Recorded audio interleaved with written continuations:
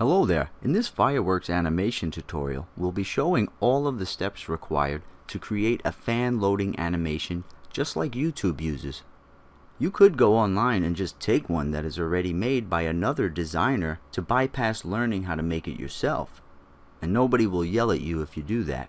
So little animated graphics like these are used with Ajax data calls and data transmissions. So sometimes it takes a few seconds to request certain data from the server. Now when we're using Ajax to send or receive data from the server, we should give the user some kind of indication that something is taking place or loading. And that is what graphics and animations like this are used for. Okay, let's open up Fireworks and let's create a new Fireworks document PNG. And I'm going to make my canvas 500 by 400 pixels. Okay. Now the first thing I'm going to do is grab an ellipse. And you have to hold down on the shapes tool to get to all of the different shapes. So you grab an ellipse, and if you want to see the tool tips, so you see those little X and Y coordinates next to my mouse cursor, you can get tool tips like that if you go to View Tooltips. Okay? So if you don't have those little numbers, you might want to view tooltips so you can see them. Alright, now let's just hold shift so we draw out a perfectly round ellipse, and let's make it 200 pixels. And let me bring up my properties panel so you can see the exact size of that. So you see I have 200 by 200, and I'm going to take away the fill. Now I'm going to grab that ellipse and put it in the direct center of my canvas. Now grab another ellipse and make that one 60 by 60, and let's give that one a light gray fill and no edge, and grab that one and place it in the direct center as well. Now what you'll do here is press Control and mouse wheel so you can zoom in, and then when your mouse goes over the big ellipse, you're going to see the outline of it. Now just bring your other ellipse down to where its center dots or its center points there look like they meet up. Right about there looks good to me. It doesn't have to be super precise. So let's zoom back out to 100%. Now with that one in place, we can just press Control C, Control V, and then drag that one down right about there. And then let's zoom in and make sure that one looks like its little points. See how this ellipse has 4 points? You want to make sure its side points look like they match up with that big ellipse on the line. Okay, so once you have that, you can zoom back out, and then you can delete your big ellipse. Control X. So just remove that from the canvas, and then highlight the two of these. Then press Control C, Control V. Now let's go to our scale tool, that way we can rotate these things. So once you have your little rotate symbol there, just press shift and rotate 1, 2, 3 times. Let's do that again. Control C, Control V. 1, 2, 3. Control C, Control V. 1, 2, 3. When you press Control C and Control V, you're copy and pasting. So that's why I press Control C and Control V. Now you can highlight all of those, and let's make those just a little bit lighter. Maybe right about there. Okay?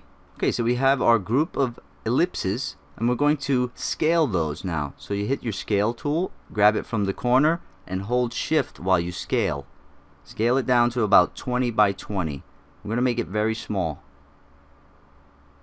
Alright, now once you have that little guy, you can just fit canvas. And it doesn't matter where it is, the canvas will fit to it when you hit fit canvas. Now we can take that and ungroup it. Control Shift G. So Control G groups, Control Shift G ungroups. Now all we have to do is animate this little sucker. So first we'll start with, here, let's zoom in. You can zoom in on your canvas by pressing Control and mouse wheel. You zoom in and out.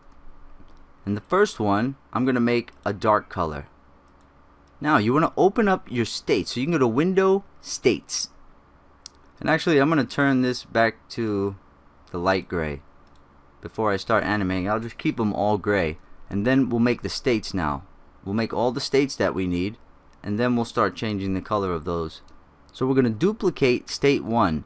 So you right click state 1, duplicate state, and let's duplicate that 6 times. Okay. And if we need to add another state on the end, it's very easy to do. You can just duplicate this state 7 one time. So on state 1, make sure you click state 1, highlight that one, and then make this little ellipse darker. Then on state 2, make this little ellipse darker. Then on state 3, make this little ellipse darker. State 4, this little ellipse gets darker. State 5, this little ellipse gets darker. State 6, this little ellipse gets darker. State 7, this one gets darker. And I'm going to need one more. So I'm going to duplicate state 7 one time, OK. And then I'll just make this one the dark color and bring this one back to a light color. Now I'm going to press play down here. You see what I have? Let's go ahead and zoom out to the normal size. So there's 100%. Let's start at state 1 and press play. So you see what you got? And you can make those other dots as dark as you want. It looks like those should be maybe a little bit darker. And you can use any colors you want. Maybe mine are too light and dark. Maybe it's too much contrast. But don't worry about that. You can make yours any colors you want.